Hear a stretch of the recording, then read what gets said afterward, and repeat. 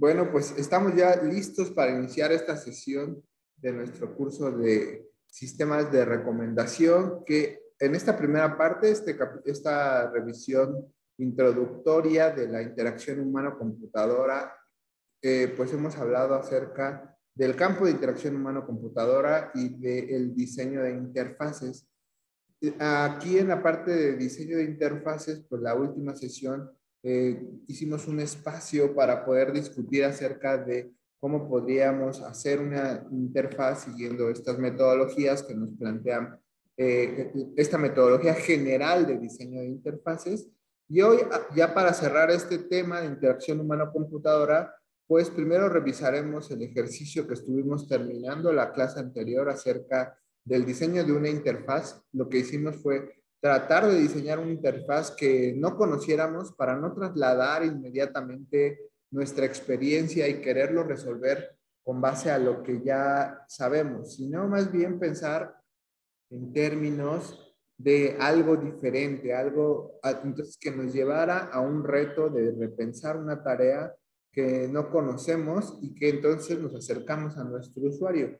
Aquí justo ya se va conectando Ana Lilia, que fue nuestro usuario, que nos permitió entonces entender cuáles serían las actitudes del usuario ante una tarea como la que proponíamos y qué preferencias este usuario podría llegar a tener.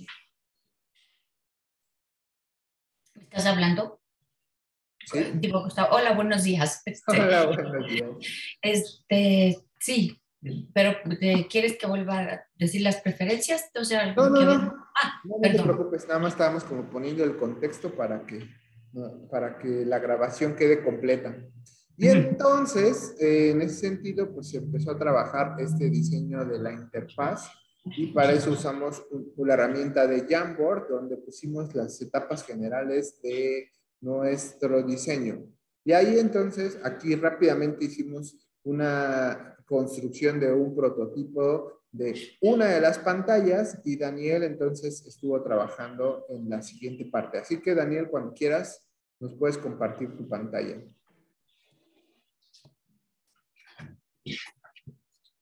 Me dicen si ya me ven. Sí, sí, ya te vemos. Perfecto. Okay, pues de lo único que le agregué, dado lo que ya teníamos, es esta clave de registro para poder asociar, digamos que a la persona o a quien use esta parte de la interfaz, poderla tal vez asociar cuando llegue aquí, ¿no?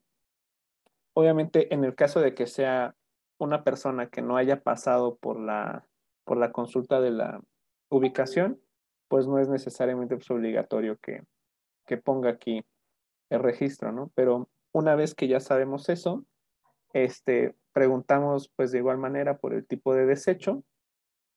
Aquí se me ocurre que en la pantalla pues encienda, si es un desecho que la máquina pues acepta, que se prenda este botoncito como de aceptado.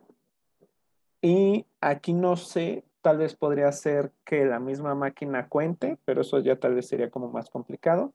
Yo creo que la parte pues más sencilla sería que el usuario o quien esté aquí mencione cuántos objetos de este tipo de desecho va pues a introducir. Esto con el fin de que pues supongo que este es como pues un contenedor y pues está limitado, ¿no? Entonces, cuando llegue a su tope, pues poder nosotros saber cuándo ya está casi lleno y no, y pues hacer también una optimización de cuándo ir a recoger estos residuos, ¿no? En las máquinas. Y ya al final, pues un gracias por su apoyo y ya. Ricardo, no entiendo, no entiendo. ¿Cómo es cómo se llama esta parte de la cantidad y que para que vayan a recoger, quién lo vaya a recoger? ¿No se supone que tú ya lo llevaste? Sí, pero entiendo que esta es una máquina que va a estar, o sea, por ejemplo, yo el ejemplo que tengo muy claro, hay un depósito de residuos de PET en un parque que está ahí por Amores y Félix Cuevas. Entonces, ahí es de Banorte y ya tú metes ahí botes y y ya supongo que tiene una capacidad limitada, ¿no?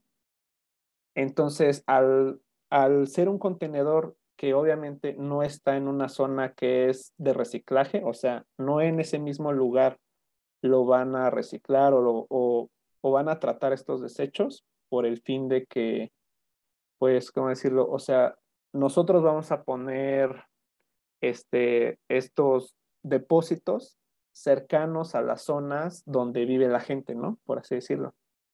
Y una vez que estos contenedores estén, digamos que a cierto tope, van a ser trasladados pues al centro de reciclaje o de tratamiento de estos residuos, ¿no?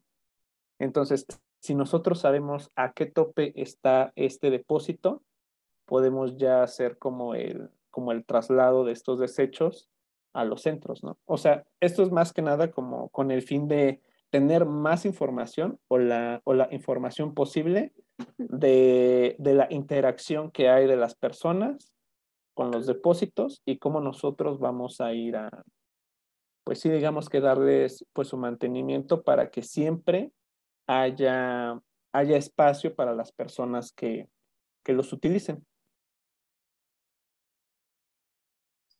Pues entonces creo que cambió radicalmente el punto de vista, ¿no? Porque habíamos pensado que iban a ser centros, ¿no? Donde íbamos a ir. Ah, pero, pero sí, yo pensaba, ¿sabes? Como que llegabas al centro como a una tiendita. Y entonces, ahí llegabas y decías, bueno, pues quiero dejar todo esto y bueno, pues ya. Y además, pues sí, lo que sí teníamos que tener en consideración es que teníamos que saber que en algunos centros no se aceptaban cierto tipo de desechos, o más bien, o al revés, ¿no? Tipos de desechos que se aceptan en estos centros, ¿no? Pero no pensé en contenedores como tal, ¿no? Bueno, pues está bien. ¿Qué?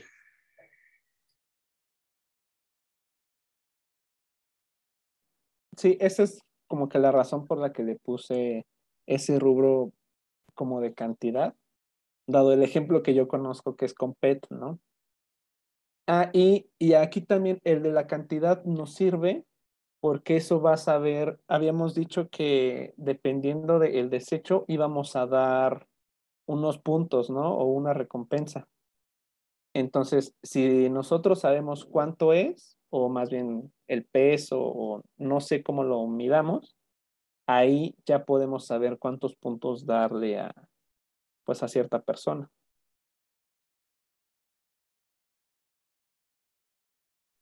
Acá, fíjense que pasa algo muy interesante con lo que Daniel está proponiendo, ¿no? Eso implica probablemente que tendríamos que volver a regresar al diseño de la versión anterior, de la pantalla de consulta, porque ahí te va a decir el contenedor más cercano, pero también te debería decir qué tan lleno está en su capacidad, ¿no? Porque a lo mejor sí hay uno muy cercano al código postal que tú indicas, pero ya está casi en el máximo de su capacidad, entonces es capaz que llego y ya está lleno y no puedo dejar mi basura, ¿no? O mi material para reciclaje, ¿no? Entonces, precisamente esto lo vuelve interesante y esto que sucedió ahora, pues es algo que normalmente pasa en los procesos de diseño de interfaz. Conforme vas entendiendo mejor la tarea, conforme vas haciendo este proceso de construir las soluciones, pues te llevan a poder identificar que tal vez haya que regresarse a la especificación, que era un poco lo que insistíamos respecto a las metodologías de diseño tradicionales. Por ejemplo, si utilizamos una metodología de diseño de software basada en la metodología de cascada, pues de la metodología de cascada te dice que no puedes regresarte a modificar tus especificaciones hasta que no hayas ya casi acabado es una primera iteración. Y aquí, por ejemplo, en estas metodologías, lo que nos está diciendo es que aquí ya detectamos un elemento central y entonces probablemente en el de la izquierda, en el de consulta de ubicación, junto al contenedor más cercano debería de haber un indicador de la capacidad. Y eso entonces ya nos lleva a poder volver a mejorar nuestras soluciones a partir de lo que se van obteniendo en estas nuevas iteraciones. Otra cosa que también está acá sucediendo, recordemos que, como hoy lo platicaremos con un poco más de detalle, lo que poníamos al centro del proceso no eran las funciones. Y Daniel, pues que está de pronto pensando, sí, también en los procesos detrás, esto que nos decía, ¿no? Del mantenimiento, ir a sacar los elementos. Esto es como una forma clásica de pensar también los otros posibles usuarios, ¿no? Entonces eso es interesante, pero habría que entonces que considerar pues que son usuarios diferentes. Nosotros de pronto pensamos en el usuario final, que es el que va a ir a depositar ahí sus residuos, pero ya Daniel está dando una mirada a que esto debería tener una tercera interfaz para la gente que hace la recuperación de los residuos de estos depósitos. Entonces él ya justo le está dando información que ellos podrían utilizar para poder saber cuándo ya toca ir a recoger los residuos de cada uno de estos elementos. Entonces eso ya nos lleva pues a una visión más completa de lo que va sucediendo acá y entonces a lo mejor allí habría que analizar a ese otro usuario ¿qué necesitaría? Necesitaría tal vez que el sistema le entregara una ruta de recolección dependiendo de aquellos que están llenos, o no necesariamente que pasara por todos, un poco por optimizar el viaje, que tal vez utilizara algoritmos para calcular la ruta más corta, que pasara por todos los contenedores que ya están casi llenos, y eso nos empieza a aproximar justamente a lo que estaremos conversando la siguiente semana, que es justo la inteligencia artificial y cómo pues los algoritmos de inteligencia artificial pues podrán mejorar el funcionamiento de algunas de estas interfaces. Acá también Daniel al inicio de la conversación nos hablaba que también podría ser interesante que el mismo sistema te pudiera hacer algunas recomendaciones, ¿no? Como trasladándolo al contexto de nuestro curso. ¿Podrías volverlo a repetir, Daniel, ahora que ya que Ana Lilian está por acá y no la había escuchado? Sí, sí, por ejemplo, en la parte de la consulta, nosotros, digamos que la app o la aplicación en automático nos va a sugerir en función de nuestro código postal el contenedor más cercano.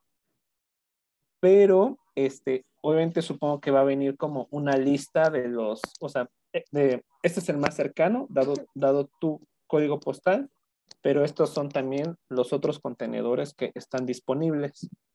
Entonces, con base en poder asociar lo que sucede aquí y el depósito de los residuos, yo arrojo, o más bien el resultado de es además una clave como de registro. Y con esta clave de registro, introducirla aquí en la parte de depósito de residuos para que en el caso de que este usuario no haya ido al contenedor más cercano, sino haya ido a otro, poder hacer esta asociación que un usuario que dio este código postal, pero llegó a un contenedor que no era el que nosotros recomendábamos como el más cercano, sino fue a otro, poderlo dar también aquí como opción de, otros usuarios con tu mismo código postal han preferido ir a este otro contenedor, ¿no? O sea, dar esa recomendación ya en función del uso que los usuarios le den.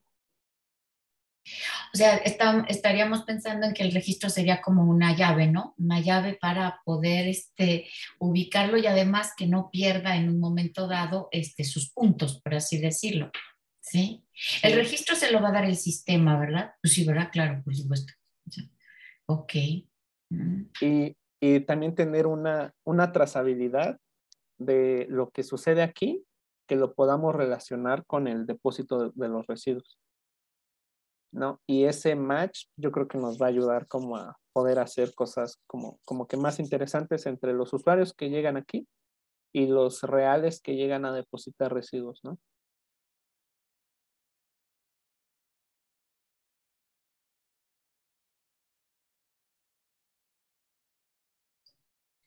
Ok. Pues a mí me parece que esta primera solución de diseño nos da como ya muchas ideas y creo que nos lleva justo al punto central que discutíamos la semana pasada, que era pues pensar en el proceso de diseño de las interfaces en términos de los usuarios y la tarea. Y entonces cómo trasladamos lo que nosotros conocemos. Por ejemplo, aquí Daniel dice, yo tengo cercano o he visto estos depósitos físicos.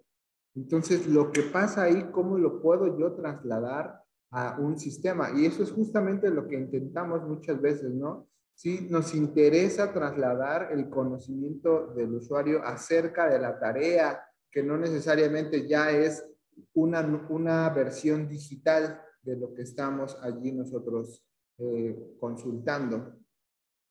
Entonces, esto pues nos lleva a que logramos tener esta primera propuesta de un proceso de diseño y entonces, pues ahora podemos retomar algunas de las cosas que quedábamos pendientes para ir cerrando este tema de interacción humano-computadora. Gracias, Dani.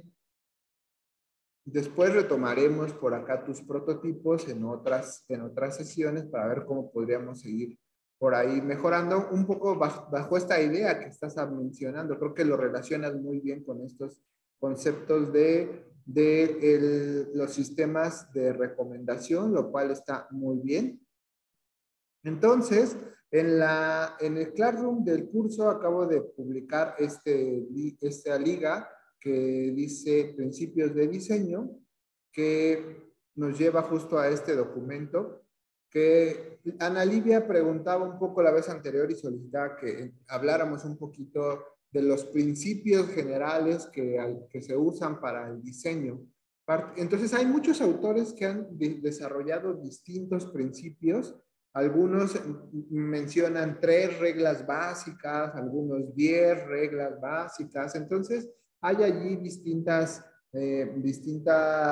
propuestas acerca de cuáles serían los elementos básicos que deberíamos considerar al desarrollar una interfaz. Me encontré con este listado de principios generales de usabilidad, como ellos le llaman, que retoma varias de estas ideas y hace su propio condensado y lo pone alrededor de 12 principios generales de usabilidad y hace la referencia a distintos autores. Entonces, por eso me gustó porque integra pues como ideas de diferentes autores. Aquí, uno de los elementos centrales que estos autores son de la UOC. Entonces, ellos lo que plantean es ponerlos en términos de un concepto muy útil para nosotros, que es la usabilidad. Entendiendo entonces la usabilidad como una medida en la cual nosotros podemos determinar si esta interfaz o este artefacto le permite a los usuarios alcanzar sus objetivos con efectividad, eficacia y satisfacción. Por eso entonces lo que se busca en muchos de los productos de software que actualmente se desarrollan es pues tratar de que estos principios se hayan aplicado en la construcción de este tipo de objetivos. Entonces, bueno, no nos vamos a meter demasiado en los temas de usabilidad, pero bueno, ahí queda la referencia para que si les interesa un poco más esta temática, pues la tengan presente. Además, lo que es interesante es que esta es justamente de esta universidad abierta de Cataluña, la Universidad Abierta de Cataluña, que es la UOC. Entonces, justo pues lo que ellos tienen aquí abierto es cuáles son todos los módulos de este curso de diseño de interfaces multimedia. Entonces, para los interesados, pues ahí pueden revisar con más detalle el contenido. Yo me concentraré en los siguientes minutos en poder hablar justo de estos principios de usabilidad. Lo voy a hacer un poquito más grande para que se lea mejor. Entonces, aquí, uno de los principios fundamentales que le plantean como primer paso es que el sistema sea capaz de decirle al usuario cuál es el estado en el que se encuentra. Esto entonces debería ser como un elemento central. ¿Por qué? Porque ¿qué pasa cuando nosotros no sabemos qué está haciendo el sistema? Cuando ustedes entonces no saben qué hace el sistema, probablemente repiten la acción, probablemente están picando por todos lados en la pantalla y eso lo único que genera son más procesos o más llamadas a otras tareas y entonces si de por sí ya no estaba funcionando, cuando empezamos a lanzar más procesos, pues entonces esto nos lleva a que el sistema pueda fallar con más facilidad. Entonces, por eso es que es muy importante que sea visible el estado en el que está el sistema. ¿Les vienen a la mente algunos malos ejemplos donde este principio de visibilidad no se haya aplicado? No viene ninguno de suyo. Estaba ahorita recordando uno más bien donde sí lo aplicaron. Acabo de cambiar de modelo de Fitbit y entonces se me hizo que se estaba tardando mucho de pasar la información de mi Fitbit viejo al nuevo y de repente empecé a hacer exactamente eso que acabas de decir, picar por todos lados.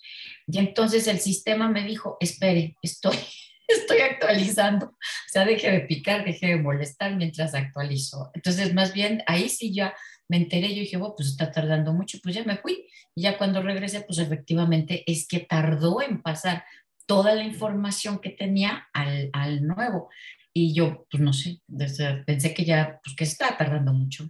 Entonces, más bien, tengo ejemplos de los buenos sistemas, como el de Vancomer, el de la app de Vancomer también, pero malos donde no te enteras qué está pasando y se fue el sistema, no, No, generalmente bueno, no. efectivamente, en estos sistemas bancarios es fundamental la visibilidad del Estado, porque a veces era común que en estos sistemas bancarios o de compras en línea, de pronto tú hacías la transacción, le dabas clic en el botón para comprar, para pagar, como quiera que se denominara, y no veías qué pasaba. Entonces, como no veías qué pasaba, pum, le volvías a picar.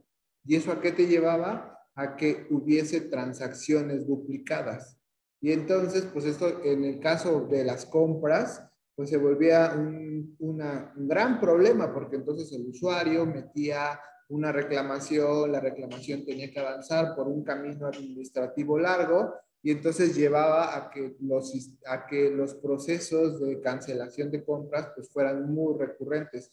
Por eso los primeros que empezaron a corregir estos problemas del estado del sistema fueron los bancos y las aplicaciones de compra electrónica. Y precisamente como muchos lo resuelven, es que cuando tú das clic en uno de estos botones para procesar la compra, el botón se desactiva inmediatamente. Y entonces allí te está diciendo, estoy procesándolo. Puede ser que me tarde mucho, el sistema puede ser que se tarde mucho, pero no hay posibilidad de volverlo a presionar, porque entonces justo nos llevaría a todo este gran camino de posibles problemas administrativos. Entonces, este ejemplo es uno de los que rápidamente han atendido estos problemas de visibilidad. Pero esto que nos estaba diciendo Ana Lidia, justo fue un problema de usabilidad, justo no dio una retroalimentación de que está procesando. Muchos sistemas por lo pronto deshabilitan casi todo y te sobrescriben o te ponen en la parte superior una ventana, un aviso, un mensaje que te está diciendo procesando. Si de pronto solamente se queda así como que está trabajando, pero no te dice, ese es un mal ejemplo, ese es una mala aplicación de este principio básico de visibilidad. Así que efectivamente, Ana Lilia, lo que nos diste fue un mal ejemplo que después te da una respuesta que lo corrige, pero en principio lo aplicaron mal y tardó ligeramente en dar la respuesta. Por eso es que este es todavía muy latente en la actualidad con los servicios que cada vez más usan conexiones a Internet. Es allí donde los que diseñan sistemas que se conectan a otros sitios para obtener información tienen que tener muy presente esta retroalimentación del estado en el que está el sistema. No sé si alguien tenga algún otro ejemplo.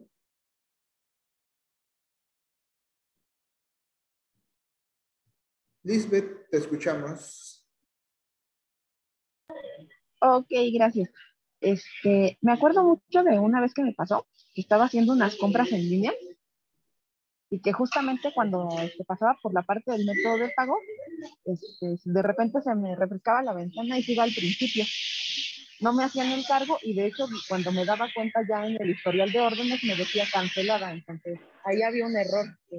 No me avisaba si se había hecho o no se había hecho. Yo tenía que buscar en otro lado para saber el estatus. Gracias. Sí, no, también ese es un buen ejemplo porque justo en este contexto de las compras en línea, a veces sucede que por alguna razón interna no se procesó el cargo, pero entonces no te notifica y simplemente te bota. Entonces también es un buen ejemplo de problemas de usabilidad con respecto al tema de el estado. Otro de los elementos también que menciona aquí este documento es acerca de la consistencia. ¿Por qué es importante que nuestras interfaces sean consistentes? Porque esto a los usuarios les da una certeza de qué es lo que van a encontrar en las páginas y cómo va a aparecer. Por eso aquí nos habla de que nuestros elementos deben ser constantes y predecibles. De manera que, por ejemplo, aquí podemos observar que en este tipo de interfaces lo esperado es que los logos estén en la parte superior. ¿Qué pasaría entonces si nosotros nos vamos moviendo a lo largo de la pantalla? Pues lo que esperaríamos, vamos visitando nuevas secciones, lo que esperaríamos es que el logo se mantuviera donde estaba, que otros elementos en la pantalla siguieran apareciendo, pero vean, por ejemplo, lo que pasa en este escenario, ¿no? En esta última pantalla, el logo, el icono de contacto se mueve hacia la parte inferior, entonces ya esto nos empieza a llevar a problemas de inconsistencia. Este también es un problema común. Sin pensarlo mucho, de que cuando una ventana les pregunta en dónde, que si quieres aceptar la tarea o cancelarla, ¿de qué lado está el aceptar? Del lado izquierdo, Del ¿no? lado derecho. Sí. Es que depende, ¿no? O sea, si lo ves de frente es del lado izquierdo, pero dentro de la Ajá, o sea, interfaz. en tu pantalla está o sea, si tú lo ves, en tu pantalla está del lado izquierdo, dice Daniel. ¿Por qué Ana Lilia dice que del lado derecho? Porque usa Mac. Entonces, eso nos lleva a problemas justamente de que pudieran generar inconsistencia, porque entonces tú cuando tienes que aceptar algo, por defecto buscas la opción del lado izquierdo y a veces ya ni siquiera leemos porque muchas veces ni siquiera son consistentes los mensajes, ¿no? Solo sabemos que el botón de la izquierda es sí, sí quiero continuar, sí quiero aceptar o estoy de acuerdo y del lado derecho es quiero cancelar, no quiero continuar, no estoy de acuerdo. O sea, a lo mejor el significado depende del contexto, pero por defecto los usuarios de Windows y de Android encontramos muchas veces el botón del lado izquierdo, el botón de aceptar. Y entonces, ¿qué pasa cuando esto te lo cambia la interfaz? Pues entonces lo que hace es que de pronto tu modelo mental de cómo funcionan las cosas choca contra lo que está ahí y puedes equivocarte. Entonces, probablemente, yo no soy usuario de Mac, pero probablemente la respuesta de Ana Lilia haya sido por eso. No estoy tan seguro. Ahí Ana Lilia nos tendría que confirmar si...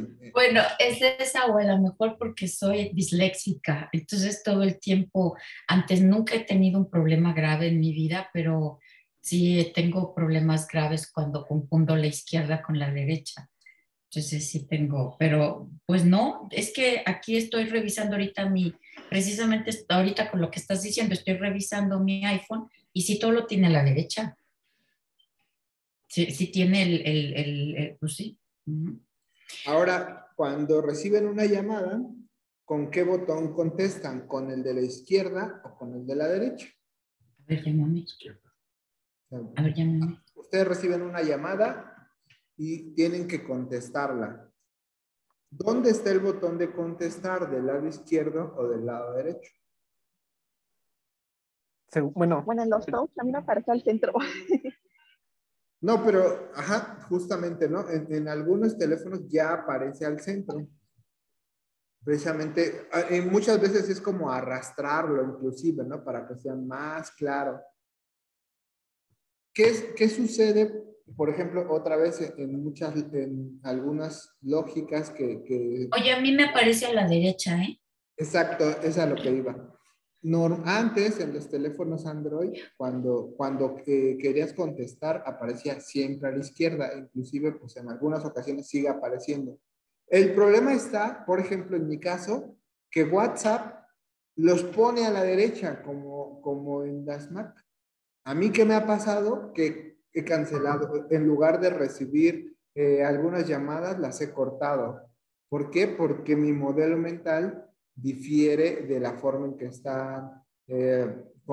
están ahora funcionando. Entonces, esto pues nos lleva a que justamente lo que esperamos es que haya consistencia, a lo mejor en un entorno tan amplio como aplicaciones que corren dentro de otro entorno como es los teléfonos Android, como es, por ejemplo, Windows y las aplicaciones que se instalan y así para el iOS. Es más difícil mantener la consistencia. Lo que podríamos nosotros al menos sugerirles a los que diseñan una aplicación es que haya por lo menos una consistencia interna dentro de tu propio desarrollo, y eso pues lo que permitirá es que los usuarios tengan una mejor experiencia del usuario en el más amplio sentido. Y entonces, por ejemplo, acá el libro de Schneiderman nos habla de que debemos respetar la consistencia en las acciones. Para tareas similares debe ejecutarlas de la misma forma. Los conceptos, la terminología que usemos debe de ser consistente. Los elementos gráficos y colores deben de mantenerse entonces consistentes. Y eso pues hace que todo esto vaya sumando. No me detengo con todos los detalles de estos elementos para poder ir avanzando, si no se nos va a ir todo el tiempo acá.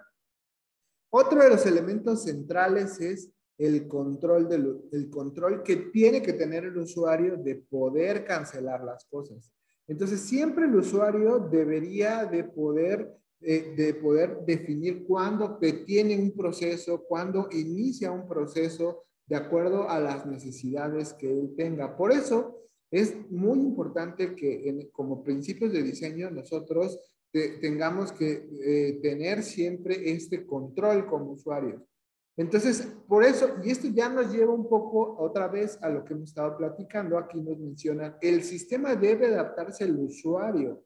No puede obligarse al usuario a investigar y averiguar cómo se realizan las tareas. Por eso lo vuelve entonces un diseño complejo y poco intuitivo. Y entonces, por eso este es uno de los elementos centrales. Las acciones que yo haga no deberían llevarme hacia cosas imprevistas, ¿no? Si yo le pico el botón verde para contestar, pues yo esperaría que conteste. Entonces, de pronto, por ejemplo, el otro día recibí una llamada de un número desconocido, pero lo contesté porque estaba esperando una llamada de servicio. Y entonces contesto y de pronto empieza a escucharse un sonido como si yo hubiera llamado y estaba esperando a que alguien me contestara. Pues eso justamente es muy extraño, ¿no? Entonces así de, a ver, ¿por qué suena como si yo llamé si los que me marcaron fue al revés? Ahí hay un problema de control del usuario porque yo contesté y esperaba que me respondieran, y entonces esto me llevó a un entorno complejo. Por eso, entonces, pues ya inmediatamente yo, como tengo control de la interfaz, pues cuelgo, y entonces esto ya simplemente concluye el proceso de esta actividad. Entonces, por eso se vuelve importante que el usuario siempre mantenga el control de las actividades. De pronto, donde la interfaz nos empieza a llevar por un proceso que yo ya no puedo detener, entonces normalmente esto lleva hacia un escenario donde el usuario se siente pues agobiado por la tarea. Esto es cada vez menos usado, o sea, hay menos problemas de control de usuario, porque justamente lo que se espera es que el usuario pueda tener este control y pueda llevarlos hacia algunos escenarios que él siempre pueda controlar. Algunos usuarios todavía se quejan con respecto a algunas cosas relacionadas con, por ejemplo, que los sistemas te obligan a migrarte a nuevas versiones cuando yo estaba a gusto con mi versión anterior. Entonces, muchos sistemas operativos, por ejemplo, sí te obligan a hacer las actualizaciones, pero hasta cierto punto te siguen dando el control. No sé si alguno de ustedes tenga algún ejemplo acerca de control de usuario. A mí definitivamente el que me viene a la mente como con todavía problemas grandes de control de usuario son sistemas administrativos grandes como el del SAT, donde tú tienes que investigar demasiado para poder saber cómo se hacen las cosas. Y además, si lo regresamos con la consistencia, muchas tareas se hacen de manera diferente, aunque son parecidas, tienes que volverte a loguear al sistema porque este es otro apartado. Y entonces en este proceso de investigación, ahí aplica esto de pase a la siguiente ventanilla. O sea, aquí en este caso es abra la siguiente aplicación porque esta solo es para poder hacer estos trámites. Por supuesto, los sistemas del CONACYT también son característicos de este tipo de problemas, donde tienes que estar averiguando cómo hacer las cosas a pesar de que debería estarse todo integrado. Entonces, estos sistemas grandes de administración de información, por su gran complejidad y porque los desarrollan distintos equipos, normalmente te llevan a que te lo vuelven muy poco intuitivo. Pero entonces, de todas formas, con todo y esto, tratan de hasta cierto punto darle el control al usuario y entonces este es uno de los elementos centrales. No sé si alguien quiera comentar algo sobre control de usuario. Bueno, aquí nos menciona justo como casos especiales el diseño de los juegos.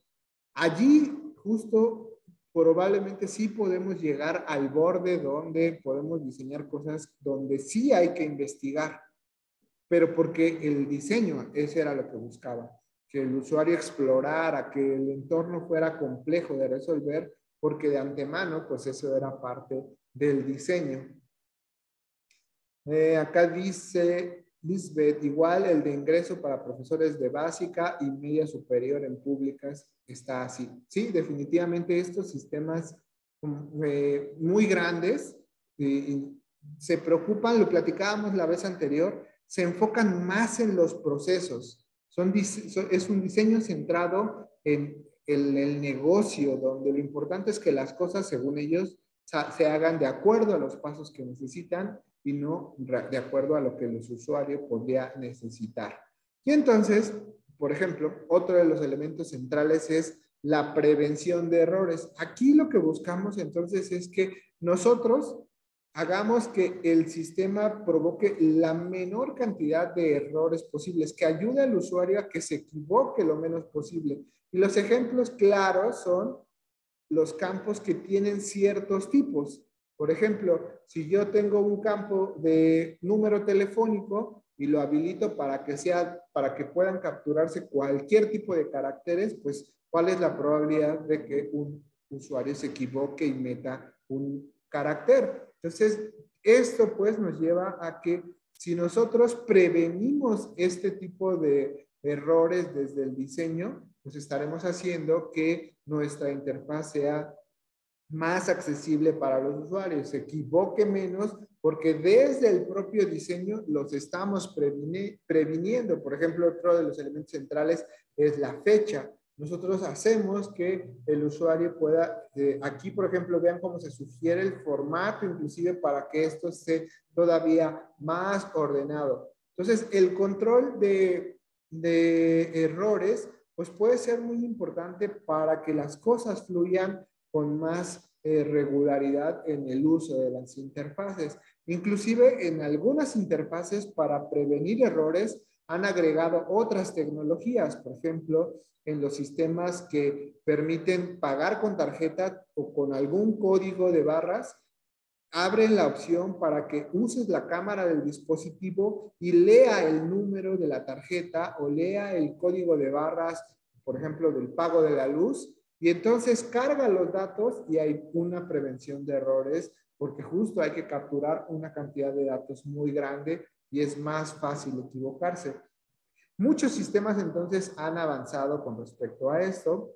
En algunos, por ejemplo, algunos retos que todavía existen al respecto de esto son, por ejemplo, los correos electrónicos, donde tú tienes que poner el correo electrónico, por ejemplo, ahí trata del sistema de calcular si lo que está allí es una dirección válida. Y para eso tienes que poner una arroba, tienes que poner algunos puntos. Entonces, si tu cuenta, si tu correo electrónico solo tiene un elemento del lado izquierdo de la arroba, entonces la marca como que está mal escrita. Entonces, pero bueno, con la gran variedad de opciones para los correos electrónicos, de pronto todavía pueden producirse errores porque el sistema, porque las reglas para prevenirlos no son perfectas, pero bueno, están haciendo allí el intento.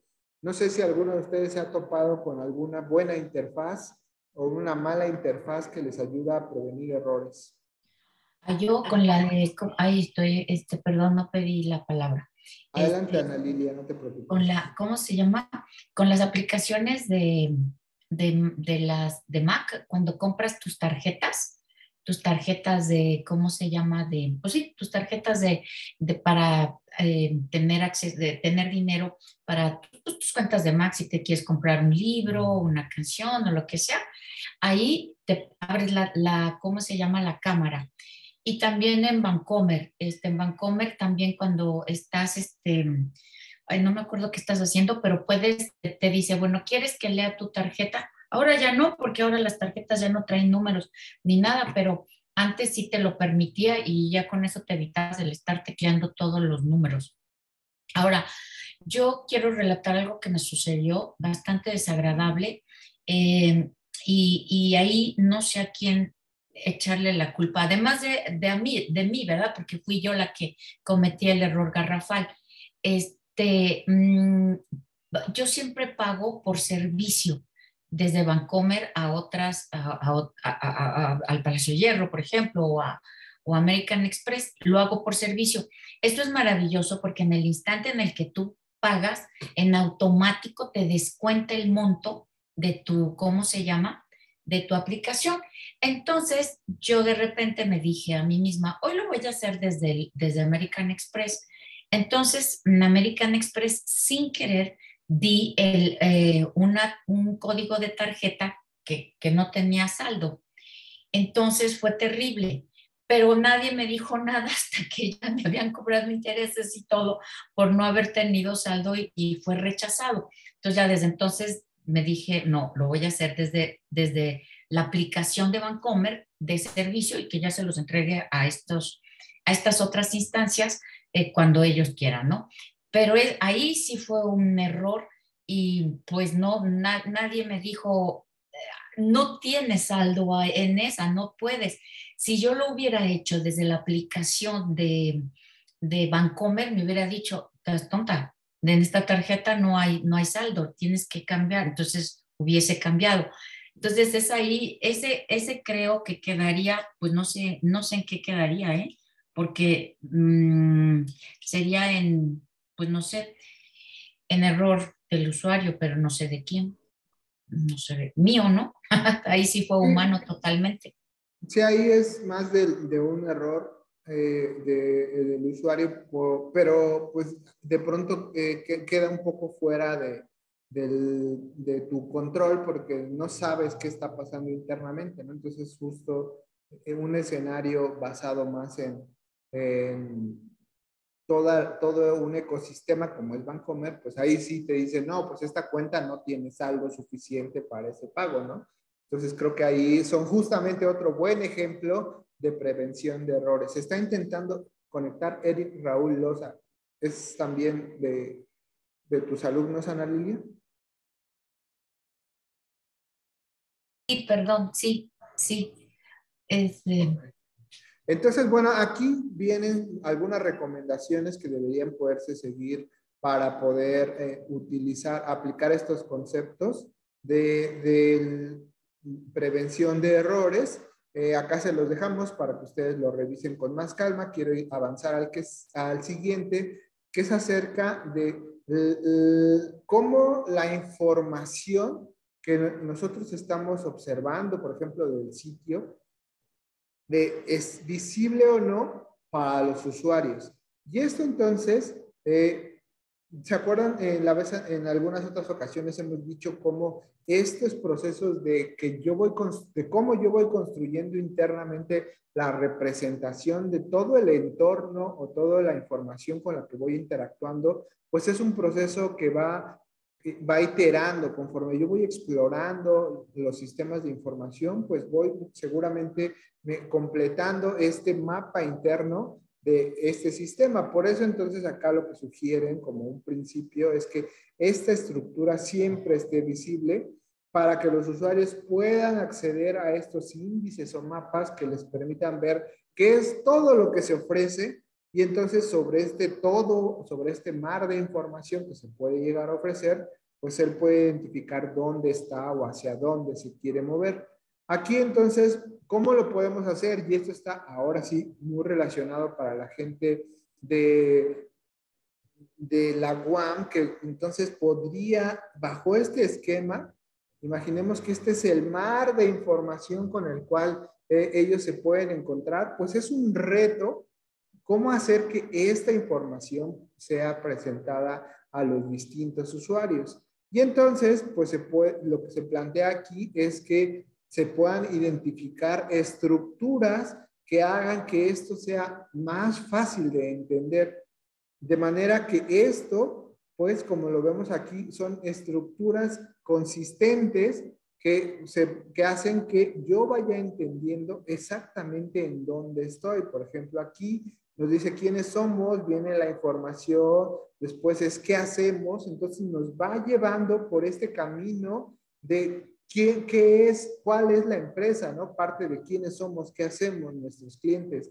Entonces aquí se vuelve muy importante que desde el punto de vista de visualización de la información se pueda ayudar a los usuarios a construir una representación interna del proceso que ahí se está representando a través de la interfaz. Entonces, esto está totalmente relacionado con cómo es la tarea y cómo quiero que el usuario entienda la tarea para saber en qué parte va de la tarea, ya casi termina, o por ejemplo, como en este caso, qué es lo que quiero que el usuario entienda y cómo el usuario ha ido entendiendo la información que se presenta.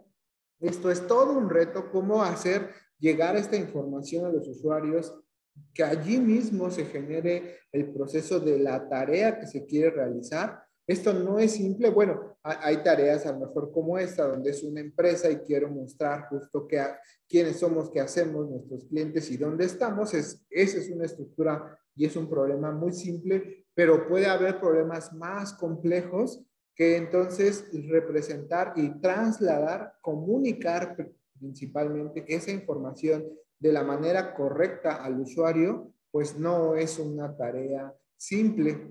Otra vez, si nosotros regresamos a estos procesos de registro, como los que ahora nos estaba comentando Lisbeth en el chat, precisamente en muchos de estos procesos vas pasando por etapas. Entonces, en ciertas etapas tú tienes que dar cierta información y no puedes avanzar hasta la siguiente etapa hasta que ya llenaste los datos necesarios. Entonces, allí hay que cuidar la manera en que se presenta la información, cómo se ayuda al usuario. Aquí también lo platicábamos la clase anterior, cuando Daniel empezó a construir esta interfaz, le decíamos, a ver, ¿cuál es el primer paso?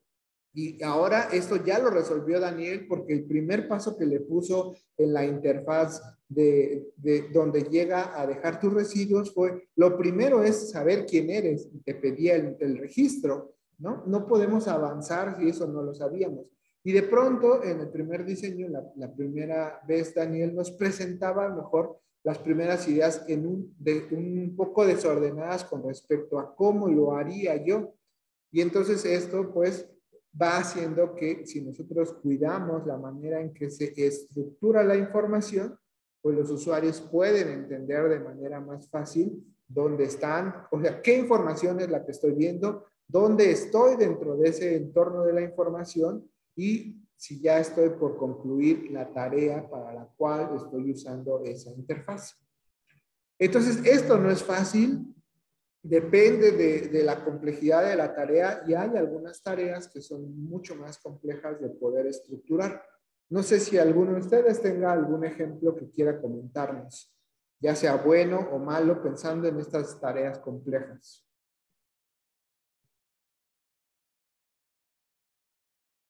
¿No? ¿Todo en orden? Sí, yo sí.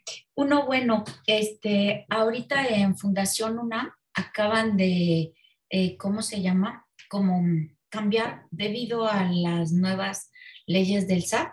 Nos pidieron que, ¿cómo se llama? Diéramos nuestros datos, bueno, los que estamos en Fundación UNAM, obvio, ¿verdad? Entonces, nos mandaban a una página donde teníamos que llenar todos los datos. En algunos casos aparecían precargados, entonces yo me acuerdo que yo pensé, pues ya está, y le di clic de enviar y me mandó decir que no, que me faltaba un archivo que bueno, finalmente me envió mi contador, el contador que tenemos, y era el estado, algo así como, su estado en contable o algo así. Entonces, a mí me pareció súper sencilla la pantalla, muy clara, como muy clara, pero yo ya estaba enviando todo sin ese archivo, ¿no? Porque yo dije, pues yo no sé qué sea eso, pero pues entonces ya ahí me regresó y me dijo, no puede, con información incompleta, necesita subir el archivo. Yo dije, ok.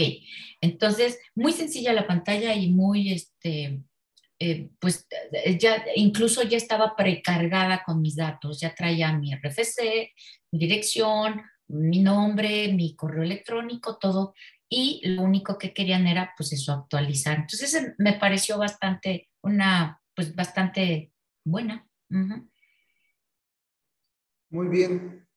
¿Alguien más que nos quiera comentar? Justo ahí decíamos, pues a lo mejor este proceso, como bien dice Ana Lilia, a lo mejor al principio no lo tenía muy claro, cuáles eran todas las cosas que tenía que hacer para realizar la tarea, pero la misma interfaz te va ayudando y eso es muy bueno porque justo los usuarios normalmente no nos vamos a detener a leer manuales y eso pues que la misma interfaz te vaya ayudando se vuelve un elemento central.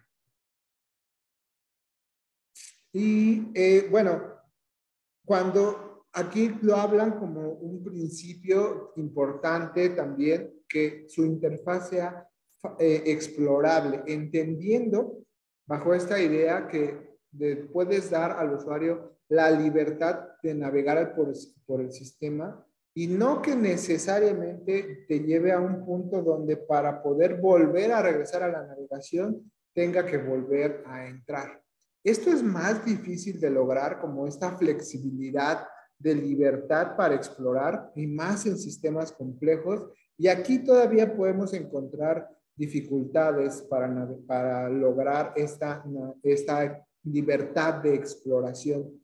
Y entonces, por ejemplo, uno de los elementos centrales, si de pronto la interfaz no lo permite, pues es poder regresar, que nosotros podamos regresar por el camino que fuimos avanzando.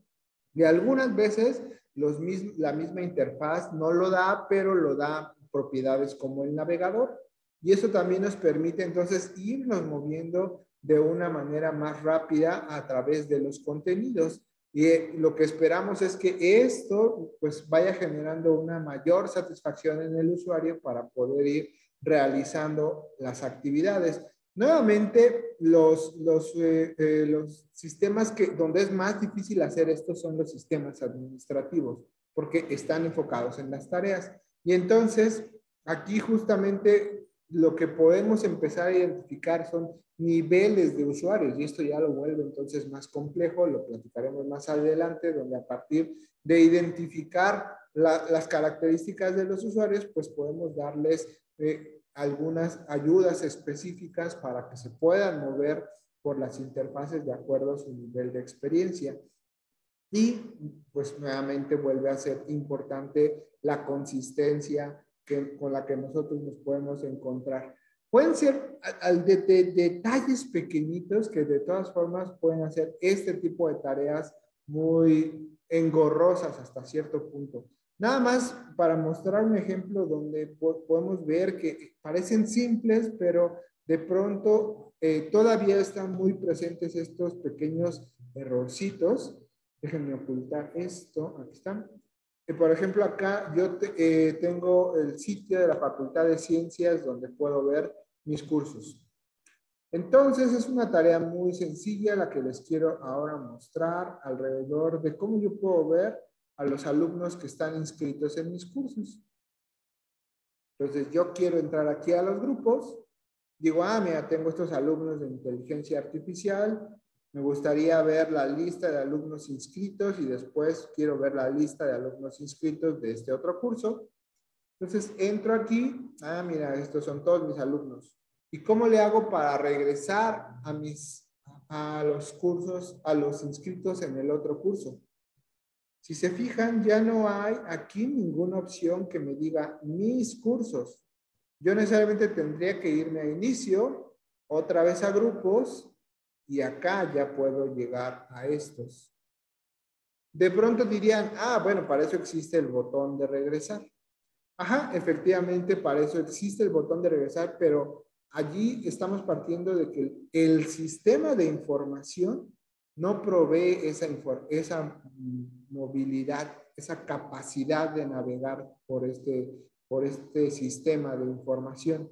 Y entonces justamente ese sí sería un detalle que este sistema de la facultad aún tiene, pues no me da esta libertad de navegación por las distintas opciones. Yo tengo que regresarme y hacer varios pasos más para poder llegar a la información. Entonces, este principio de navegabilidad sigue siendo un reto también.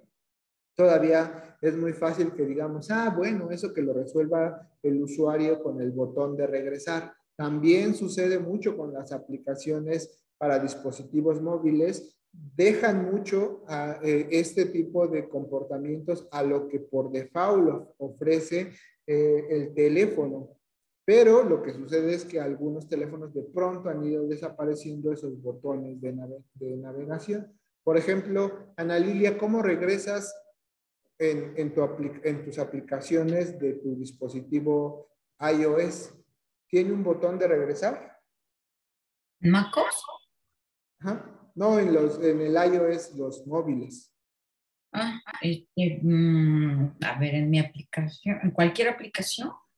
Ajá, no, en general tu dispositivo tiene botón regresar. ¿Tiene un botón virtual de regresar? Sí, siempre tiene botón de regresar. No, pero ¿lo tienen las aplicaciones o lo tiene el dispositivo? Es que, por ejemplo, en Android, por defecto, existía un botón de regresar y por eso es que yo digo que los desarrolladores de aplicaciones suponían que ese botón les permite regresar. Pero en iOS ¿existe? No. No existe. No existe. Entonces, la mejor, y lo que ha sucedido en los teléfonos Android es que formalmente ya no existe, pero existe un botón virtual que aparece en las pantallas. Pero entonces, ¿qué pasa si tú quisieras hacer una aplicación para los dos sistemas operativos? Dices, bueno, pues primero voy a empezarla a hacer para Android y después ya nada más la migro hacia iOS. De pronto te das de topes porque pues allí no existe ese concepto. Entonces, allí explícitamente tienes que poner un botón de regresar. Porque si no, dejas sin la posibilidad de navegar a tus usuarios por tu aplicación. Entonces, la libertad de navegación se vuelve central. No sé si alguien tenga alguna experiencia acerca de la navegación en las interfaces. Oye, en mi dispositivo móvil lo que tengo es un montón de pantallas abiertas, por así decirlo. Entonces lo que hago es pues nada más elegir cuál. Obviamente si las quiero cerrar, pues la cierro y si no, pues vuelvo a elegir cualquiera de las que dejé abiertas. Eso es lo que hace pues ay, perdón, mi dispositivo móvil. Pero, por ejemplo, estás en WhatsApp, ¿no? Entras a un chat, ¿no? El chat que yo tengo aquí con Ana Lilia, y quieres regresarte nuevamente al listado de todos tus chats de conversación. Lo que WhatsApp hace, precisamente para no depender del regresar de Android, es que en la parte superior tiene el botón de regresar. Porque precisamente pensando en que los usuarios de iOS no tienen el botón de regresar en la parte inferior, pues justo agregan todavía este botón de regresar, que es lo que decíamos acá, la reversibilidad de las acciones, lo dejan en su interfaz. Y eso está bien, porque no pueden suponer que todos tus usuarios van a tener un botón de regresar.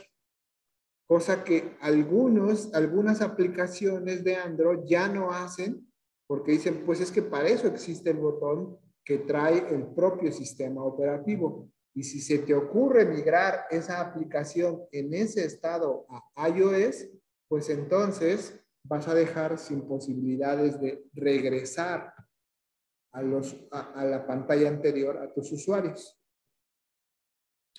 Entonces, aquí justo un ejemplo bueno que lo hace, que lo preserva, es WhatsApp, pero no necesariamente pasa en todas las aplicaciones.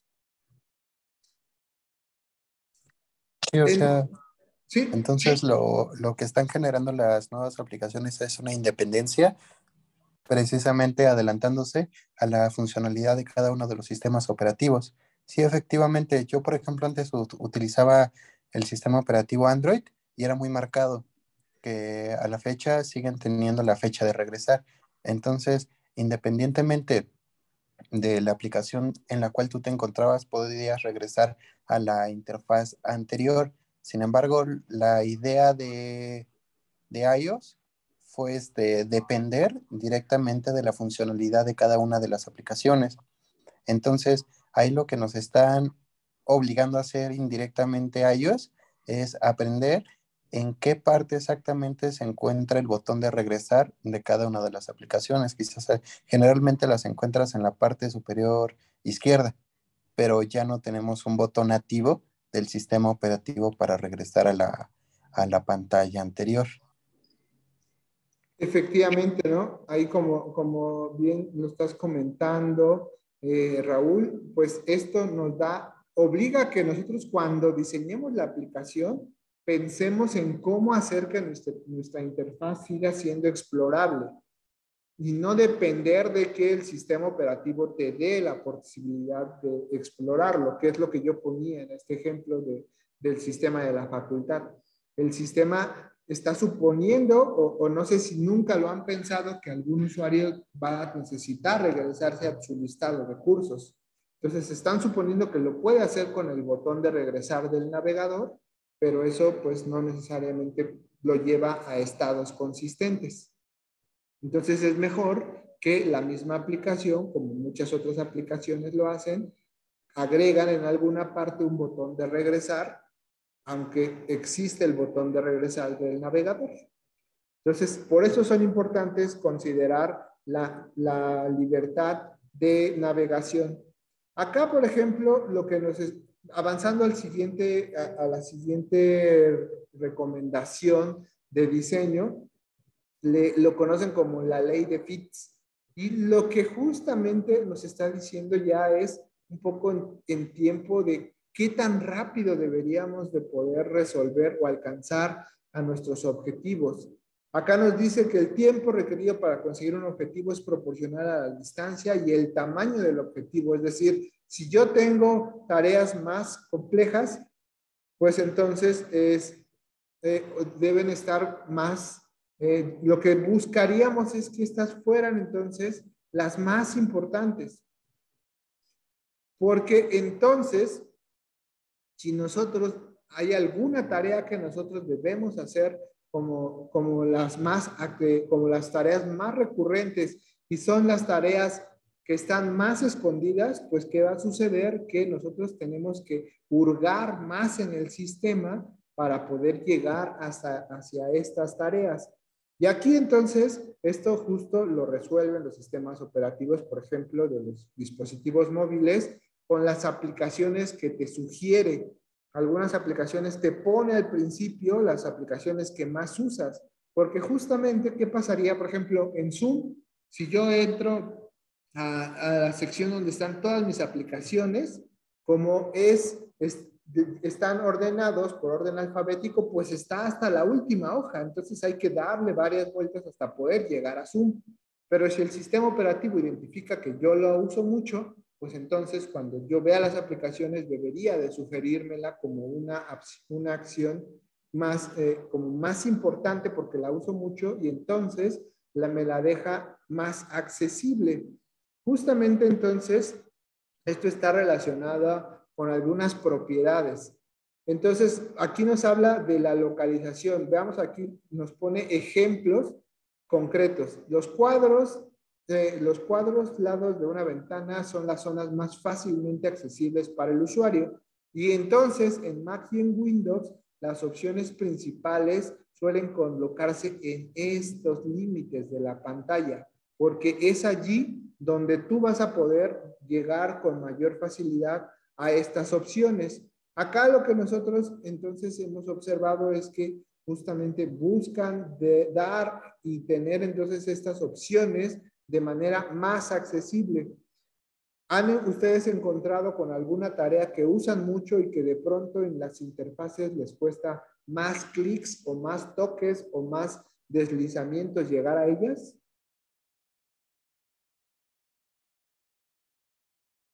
Lisbeth, te escuchamos.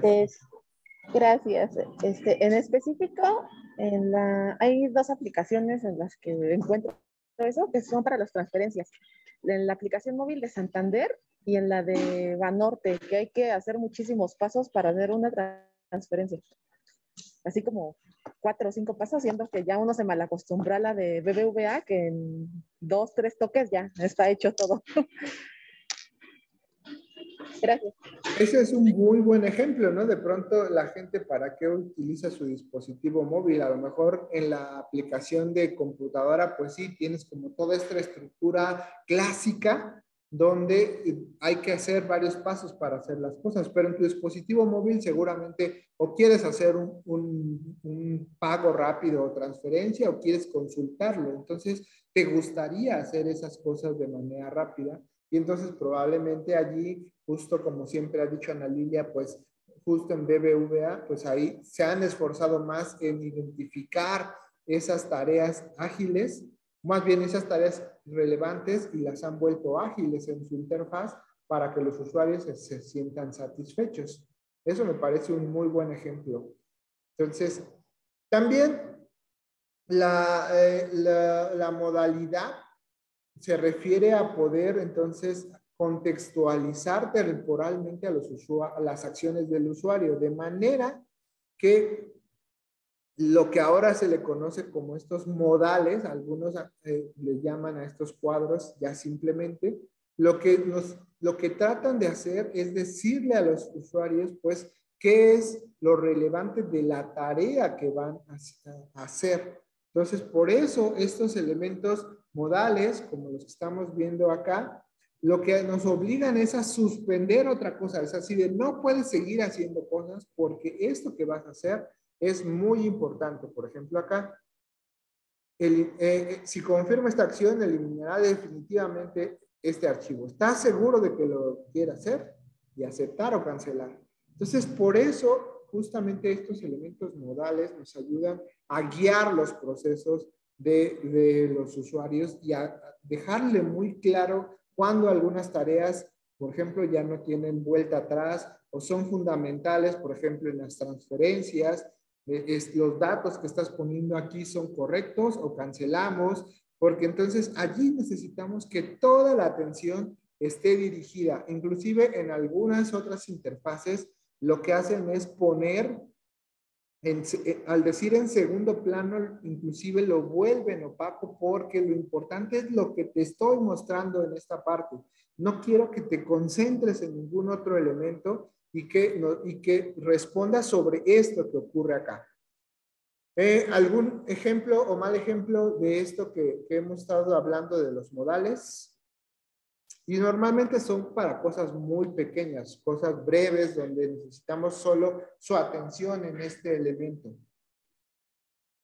Otra característica que se cuidan con los modales es que esto suceda en el centro de la pantalla, porque había ocasiones donde estas confirmaciones aparecían al final de la pantalla. Entonces, si por alguna razón esto no era visible en tu pantalla, no te dabas cuenta y de pronto, pues, no sabías que te estaba preguntando algo o que tenías que verificar algún elemento. Ana Lilia. La de Vancomer, que cuando te dice que la de Vancomer tiene muchos pasos que son maravillosos cuando estás haciendo una transacción, porque te pregunta entre dos, hasta tres veces, ¿estás seguro? ¿Estás seguro? Y todavía al final te dice, va a ser la transacción a fulano de tal, o bueno, fulana o fulanita, ya me vi otra vez como, perdón, a fulano de tal, entonces, ahí vas a, tú todavía deseas aceptar, pero si no mal recuerdo, son tres veces que te pregunta, hasta la última que dice aceptar, y pácatelas, ya ahí sí ya te dice transacción hecha. Entonces, sí es muy, considero yo que es muy bueno eso. Sí, efectivamente, son como puntos que necesitamos que haya una certeza total de que el usuario está entendiendo lo que está haciendo. Igual lo mismo pasa como 2 o 3 validaciones en tareas muy fuertes, por ejemplo, como reinstalar tu sistema operativo.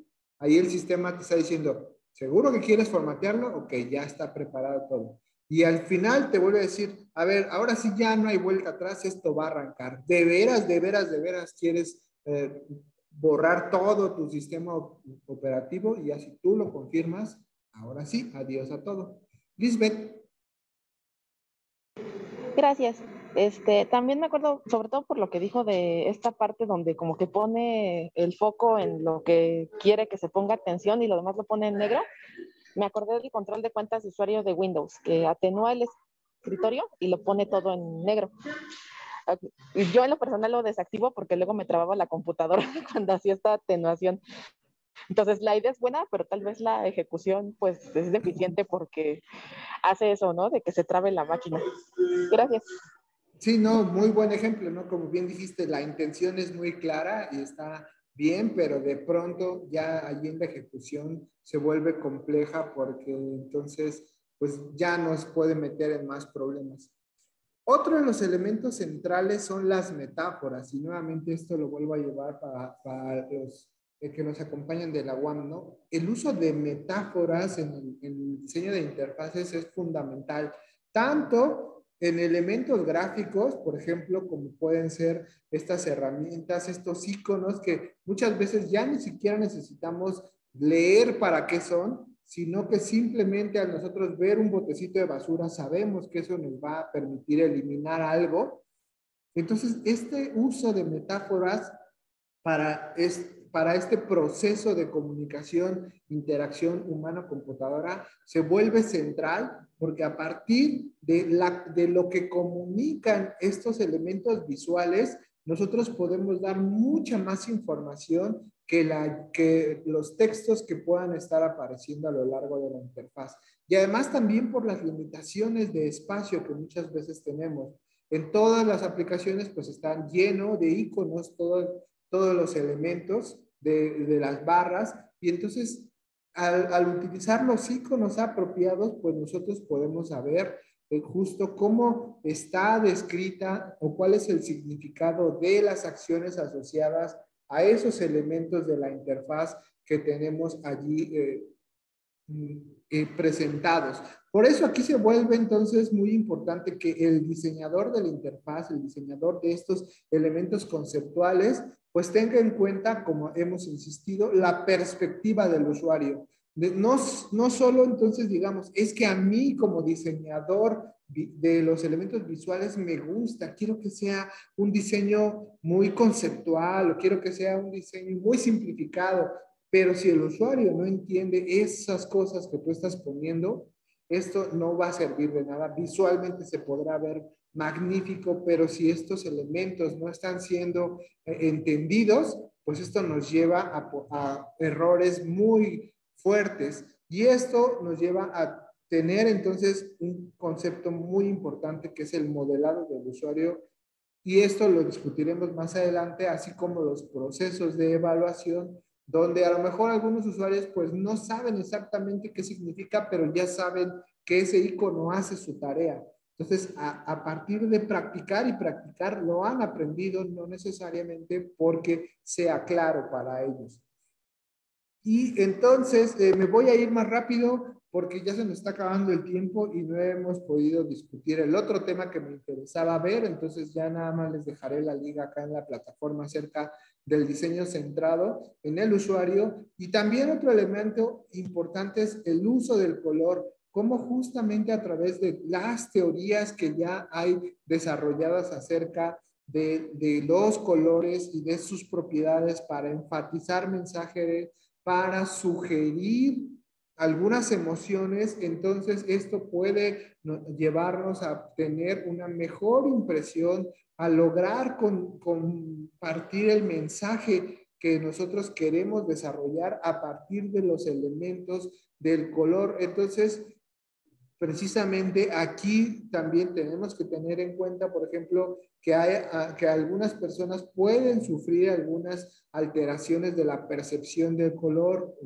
El más claro ejemplo es el daltonismo. Precisamente entonces, cómo a partir de estos problemas se pueden tener dificultades para discriminar entre algunos tonos, y entonces a partir de entender estas propiedades o estas necesidades propias de la aplicación de los usuarios, pues entonces nosotros deberíamos de poder tener en cuenta esta información para poder entonces utilizar los colores que sean más adecuados para el desarrollo de nuestras interfaces. Otro elemento central son los mensajes de error. Los mensajes de error nos deberían de ayudar a poder Oye, entender Gustavo, perdón que te interrumpa un segundo. Arriba también algo que es importante para los de la UAM, allí está diciendo, para ello cuando el color se utiliza para representar datos, debe acompañarse de algún recurso que garantice, ¿no?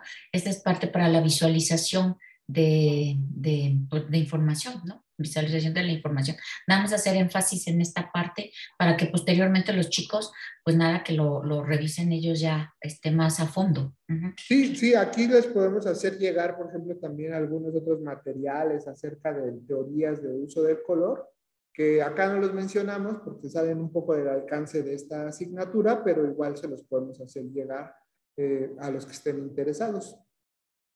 Pues, justo aquí en el posgrado de computación hay una materia específica de diseño de interfaces, pero de pronto los estudiantes del posgrado en computación del área de ingeniería de software también lo ven con un poco de desdén, porque dicen, pues es que yo soy computólogo, no me voy a dedicar al tema de diseñar interfaces, porque además a mí eso de los colores no se me da. Pero no se refiere solamente, bueno, el curso de diseño de interfaces no se refiere solamente a los aspectos visuales como los colores, que son elementos importantes, sino esto que hemos platicado en la sesión pasada y ahora de manera rapidísima, pues el punto es poderlo estudiar de una manera más profunda en todo un semestre junto con los procesos de evaluación.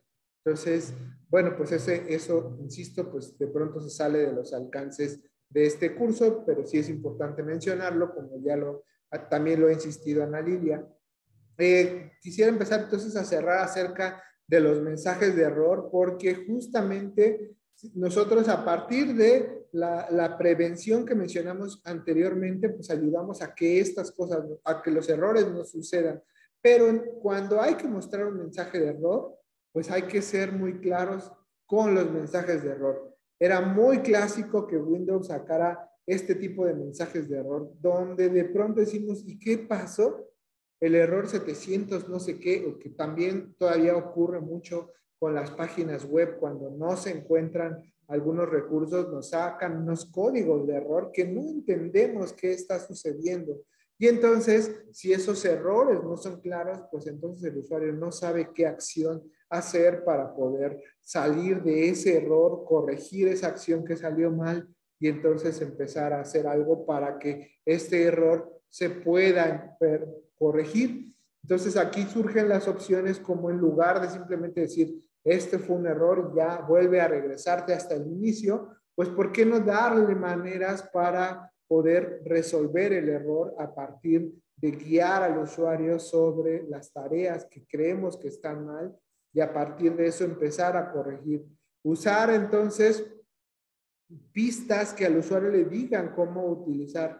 Entonces, dicen, por ejemplo, inclusive nos pueden ayudar a cómo, bueno, estas recomendaciones nos pueden, están orientadas a cómo hacer que los mensajes sean más claros. O sea, ya sabemos que es un error, pero si a partir si todavía le ponemos signos de exclamación, pues lo que nos está llevando es a que el usuario pueda entrar en una situación de alarma, donde él diga, ¿qué está pasando? Esto se va a quemar. Por ejemplo, esto es un ejemplo de errores también que se usaban mucho. Error fatal, ¿no? Y lo ponían en negritas y con signos de exclamación. Bueno, pues todo esto nos lleva a que el usuario se espante y de pronto lo único que empieza a hacer es empezar a cerrar todo.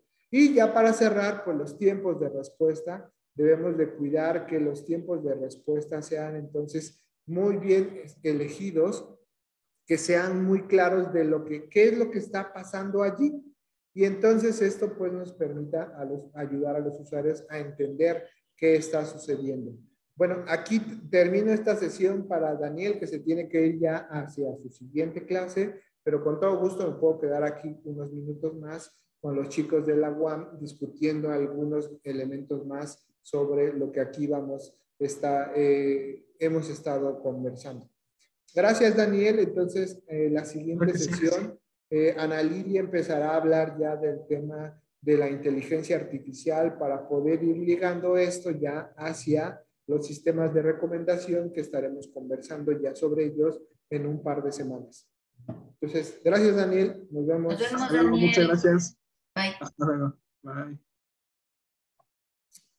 Entonces, como bien dice Ana Lilia, pues estos mensajes nos pueden llevar a entender o a entrar en una situación de estado de pánico y nos pueden llevar a provocar todavía más angustia en los usuarios y por tanto entonces estos mensajes que decíamos de error pues se pueden volver más complejos.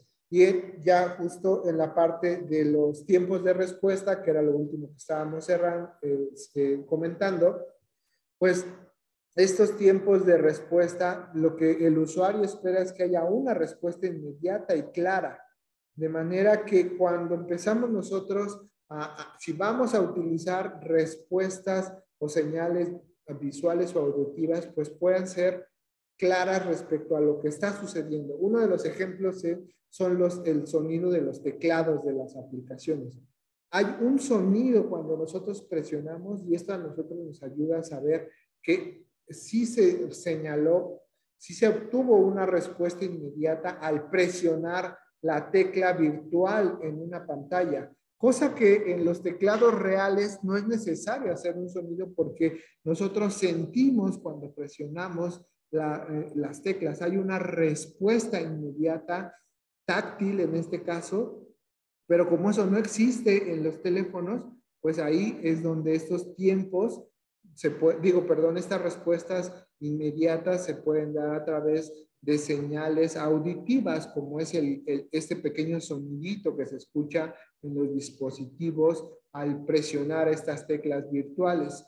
Entonces, justo esto nos lleva a que son importantes los tiempos de respuesta para que el usuario sepa que nuevamente, como lo hemos dicho previamente, algo está sucediendo, algo está pasando y no simplemente los procesos nos llevaron a estados ya inestables de mi sistema y que nos lleva pues a que no sabemos qué está pasando y entonces el usuario puede poner todavía más difícil y el estado del sistema o lo puede llevar a estados más inestables porque empieza a picar por todos lados y entonces ya el sistema empieza a lanzar procesos internos que hacen que el sistema se vuelva más inestable. Aquí en esta pantalla, que será para aquellos chicos que se suman de la UAM, les voy a poner aquí en el chat las ligas a esto que nosotros estamos viendo, porque lo publiqué en nuestra plataforma de Classroom, pero pues ustedes no nos acompañan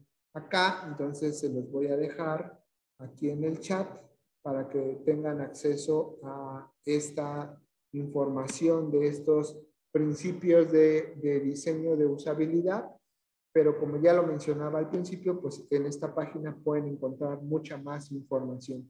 Detengo aquí la